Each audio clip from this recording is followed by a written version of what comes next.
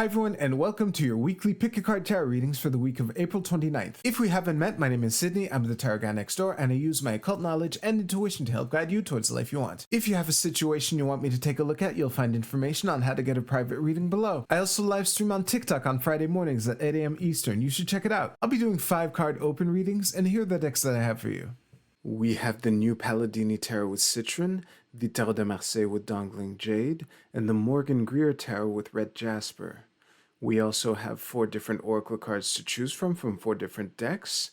So go ahead and pick which tarot deck and which oracle card resonate with you the most. It's totally fine if you're drawn to more than one. And as always, you can pause this video if you need more time. As always with collective readings, take what resonates with you and leave aside what doesn't. If you want to jump straight to your reading, you'll find timestamps below. And with that, let's go right to the readings. Alright, Group 1, let's see what we have for you for this week. Gonna test the pyramid placement as well.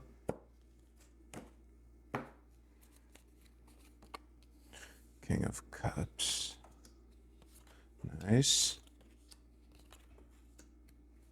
Well, this is looking like an emotion-filled week of opportunity with 2 aces in the mix. One of them is underpinning the entire reading. I mean, how bad can this be? All right, give me a second. I'll tell you how bad it can be. Group 1, this is looking like, shit, I forgot to jokingly say it's bad while unpausing. Oh well, anyway. This is looking like a week of finding the right partner for collaboration. And like on the surface, it's pretty blatant in the sense that we have the Ace and the King of Cups. So whatever this opportunity is, I'm reading the King of Cups as you. Remember, we all have the entire deck inside of us. Any card can be any gender. Now, I'm reading this as an opportunity that is perfect for you, that that it's like the role you were born to play, quote unquote, and a new collaboration or partnership emerging from this. And obviously the Two of Cups is, Cups is the watery suit of emotions. So this is indicating, like, the most straightforward reading of the Two of Cups here is, new relationship or budding relationship with someone with which an emotional investment will grow somehow, not necessarily romantic. However, given the broader implications of the spread as a whole, I'm more inclined to read this as collaboration. There's one thing I also want to point out. When we look at the elemental dignities of this spread, first of all, there's no fire in here at all. I don't know what that means. I don't really care, frankly. The thing that drew my attention is how water and earth work very well together. And I have the feeling that whatever partnership is budding can have great potential, but might not necessarily be visible to either one or both parties right away. And I suspect, if you are the King of Cups, I suspect that it's the other party that won't see how perfect this opportunity is right away. Because, coming back to the elemental dignities that I just alluded to, the only 2 cards in this entire reading, including the bottom of the deck, that is not water, is this 6 of Swords in the middle and this Ace of Coins. Now, as I've already covered, water and earth work very well together. Air and earth do not work well together. I have a lot of air in my chart. Don't get me started about how annoying the earth signs are. And I know the feeling is mutual. Yeah. So yeah, given that, whatever this Ace of Coins represents, assuming that one ace is you and the other ace is the other person, like with the way that this Two of Cups is positioned, with this person having this ace at their back and this person having this ace at their back, it's difficult for me to read it any other way. But I sense you seeing how perfect it is and the other person saying, nah, and the persuasion involved in getting through to that person is the challenge that I see for you this week. And the funny thing is, I think that I've already given you everything you need, assuming I'm on target. I think I've already given you everything you need to at least get this other person to see things your way. I'll take it from my perspective. Again, my biggest gripe with Earth is how slow it is, of course. And the opposite would likely be true for Earth signs. To say, oh, but I'm not ready, we need to take more time, we need to prepare, we need to cross every I, every T, whatever. The Earth signs watching this might be nodding along with a little, heartwarming grin on their face, but I was rolling my eyes the whole time when I was saying that. So yeah, if you flip it, that might be, and again, oh, I forgot to mention this part. Water and air are neutral to each other, which is why you might have the advantage as far as persuading this other person to emotionally invest in this undertaking that you want to undertake together and capitalize on this opportunity. And again, I think that you have all the things you need. The biggest gripe between, I might have just made this connection now. Either that or I've already read every element of this and just forgot and summoned it from my memory just now. But the biggest gripe between air and earth, I would assume, is one of speed. That's definitely my case with why I find earth so annoying. And I would imagine that the biggest gripe between fire and water, the other two enemies, is one of intensity or temperature. So, because fire is the ultimate heat and water is not the ultimate cold, but cold. Anyway, I think I'm just ranting on elemental dignities. So I hope that last part was useful to you. But regardless of anything, I think I've left everything on the table. So thank you very much for watching. If you liked your reading, please give this video a like. And you can use the timestamps in the description below to jump to your Oracle card reading. I'll see you there.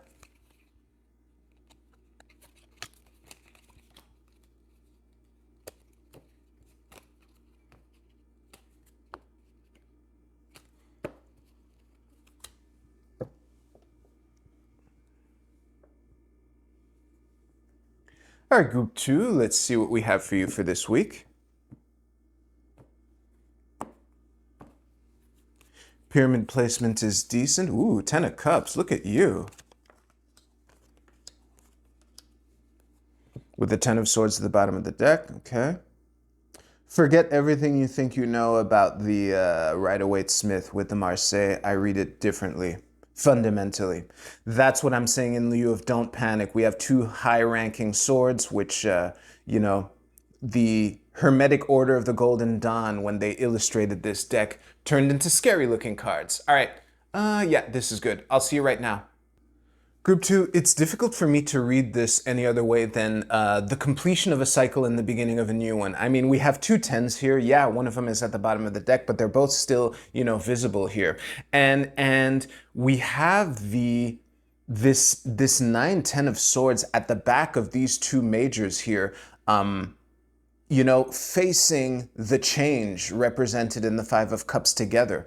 And given the cards that are in the reading proper, this might have something to do with the emotional realm, because we have 2 cups here. That's where the 10 is, that's where the 5 is. So that is one way to interpret that. I'm not too sure though, because again, the correspondences aren't as rigid with Marseille, not as I read them anyway. But the thing that is jumping out to me are these two majors here. So we have the Emperor and the High Priestess. Remember, we all have the entire deck inside of us. Any card can be any gender. So and I'm saying this just in case, but I don't think it matters which one is you. I think that this is coaching for the Emperor, ascension for the Empress. The High Priestess. It's funny that I mistakenly called her the Empress right now. But yeah, I feel that whatever this change is, whatever the end of this cycle is an extreme growth opportunity for both of these individuals, as the Emperor being the leader, providing that leadership to complete whatever needs completing to bring about the change that you want to change using the knowledge that you've acquired so far. And some of that knowledge might have been gained from the High Priestess. So there's a good yin yang relationship between these two cards in this reading, you know. And obviously, the flip side of that is one of contribution and learning how to apply what you know in the concrete field that you want to apply it in for the High Priestess here, for the Popus or whatever I call her. So yeah, no matter which one is you, I have the feeling that this is a week of collaboration with someone who's awesome to bring something to a close and set yourself up for the next thing. So yeah, it's looking really good. And I guess that's all I have. Thank you very much for watching. If you liked your reading, please give this video a like, and you can use the timestamps in the description below to jump to your Oracle card reading. I'll see you there.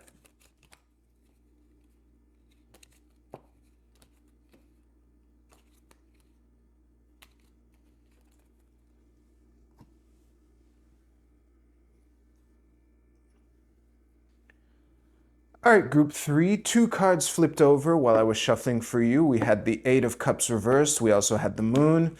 They might mean something, might not. We'll see. Okay, so let's...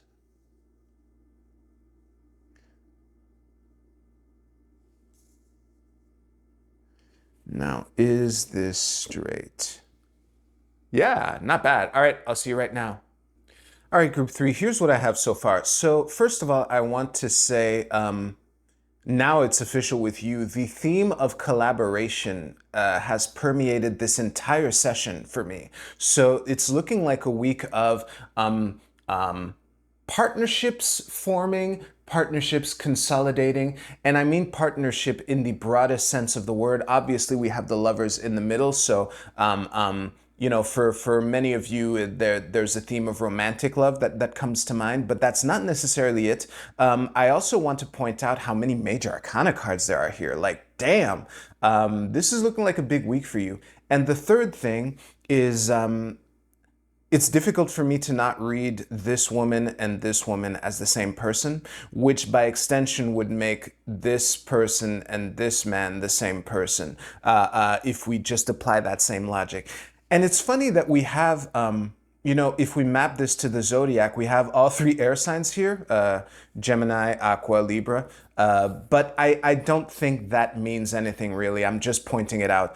Yeah, that was really interesting. Now, the theme of this, again, if we have, oh yeah, and the theme of balance is permeating this reading. Like we have the, both cards, the Star and Temperance, both have the theme of balance in their meanings. The Justice card has one of the 2 sets of scales in the conventional deck, again, representing that balance. And to a certain extent, the Lovers being a card of divine choices, divine timing, that kind of thing, that can also be the indication of 2 people who come about balance in different ways coming together to create like the ultimate fulfilling thing for both of them. Because again, all 3 of these, no matter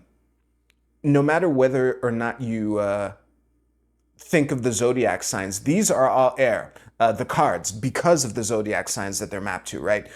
So there's a lot of compatibility, but seeing it in slightly different ways. And obviously these are, all these parties are awesome at what they do.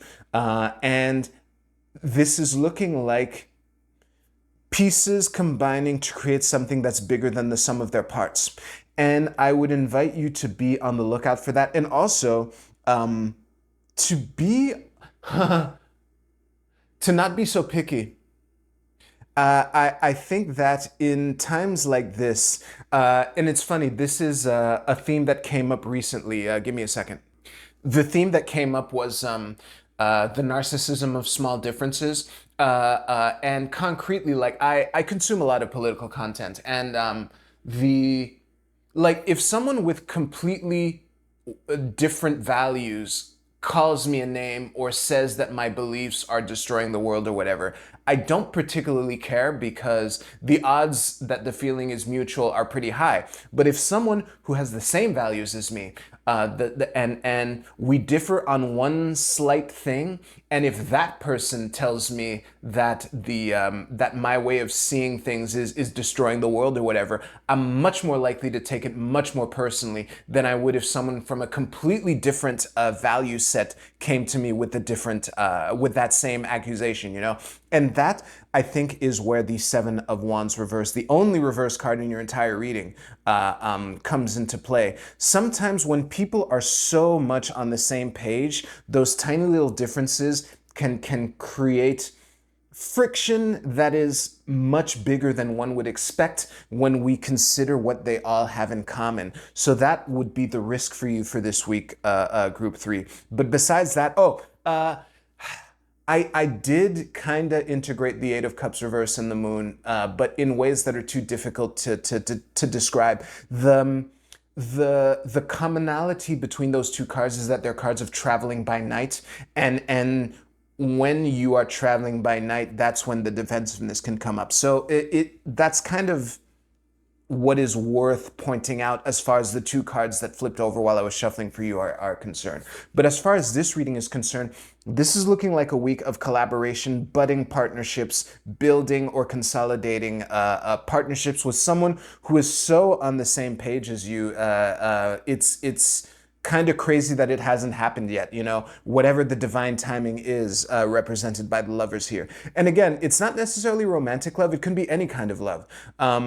And yeah, if these are all aspects of the same person, which is possible, then this becomes a theme of self-integration, of getting all the pistons firing in the synchronous way that gets the motor, you know, turning the wheels faster. I'm a car expert, as you can see. So yeah, this is looking like a pretty awesome week for you. You know, we have my favorite card at the bottom of the deck here, underpinning the entire reading. How bad can it be?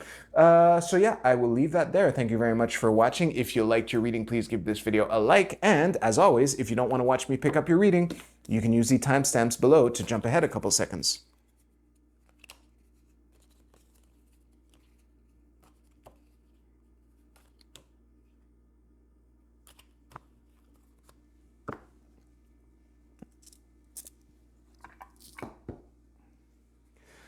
All right, let's see what we have for the Oracle cards. This should be pretty decent placement like that. All right, Group A, your card is Empowerment. This is nice. And the text under it reads, "The frequency of empowerment supports our ability to show up fully and completely, uniting us with others in the deep trust that we all are connected through the same source." This is so on the nose, it's difficult for me to elaborate. And all three readings, all three tarot readings had the theme of collaboration, of partnerships. So I would invite you to be on the lookout for opportunities to collaborate with people and create something that's bigger than the sum of your parts. That is really spot on for this entire reading. Group B, your card is Thoth, with wholeness. Geez, I need a moment. Let me just focus for you. Give me a second. All right, I'm glad I took a moment. My brain feels like it's on train tracks because the feeling of the theme of collaboration and partnerships has permeated this entire session, including Group A, which I've already read. Don't worry, I'm with you, Group B. So the theme of wholeness here obviously plays into that, and the way that it connects to all the tarot readings. In order, you have to be there to be there. So sometimes people, when they entail partnerships or collaborations, they're kind of looking to the other person to complete them in some way, either through skill sets or values or temperament or things like that. But you have to be whole as well. So try, it is As awesome as all three tarot readings implied that the partnerships are or can be, it is really important to focus on being the best version of yourself so that you can best, capitalize on the opportunity that the other party can activate. Group C, your card is hunger. Ooh, very interesting. So I think that this, I'm going to repeat a lot of what I told Group B because there is the same danger for you pointing to the giant hole in the middle of this card. So when you have a void that you're trying to fill, it is very tempting to look without, right? Everyone does it. Like hunger is literally, you need food. You can't just, satisfy your energy needs by auming your way to continue to live, without food for years or whatever. And with the tarot readings that I gave, I think that it's important to remember that you need to fill your own hole with your own things. And when you go at it from the perspective of being the best person that you can be, that's when your hunger can drive you towards more nutritional food as opposed to empty carbs and junk food. Yeah, that was a mic drop. Group D, your card is extremism. This is Mercury in Scorpio. Look at that. A lot of symbolism here. Give me a second. Group D, Group D, Group D. Yeah, this is a pretty blatant warning to pump the brakes as far as, there's a fine line between enthusiasm and extremism. And as illustrated in this picture so perfectly, this guy is literally shoving a pamphlet in this woman's face who has her hands up like, no, thank you, please. This is the kind of vibe that feels like the woman has said no, thank you, please multiple times and the guy is insisting anyway. And I think that the danger for you is being the person like trying to shove your pamphlet in people's faces. So I think you're being invited to let go of control. That's often like the desire to just persuade people at all costs often comes from a desire to feel like you're in control. So that might be the invitation for you.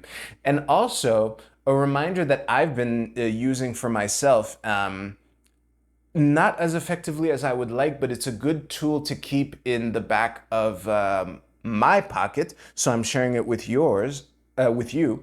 You could always just not, in the age that we live in the age of instant, oh, I'm going to whip out my phone and share this thing I'm thinking with the world, or with the group chat, or with this person that I'm DMing or whatever. You could always just not send that message. You could always just not post that. Not is always an option. You could just not. Try to keep that in mind for this week. It might come in handy to avoid, being this guy. That was a mic drop, so thank you very much for watching. If you liked this video, please give this video a like. This is looking like a great week. I hope y'all have a great week. Great week, great week. See you soon.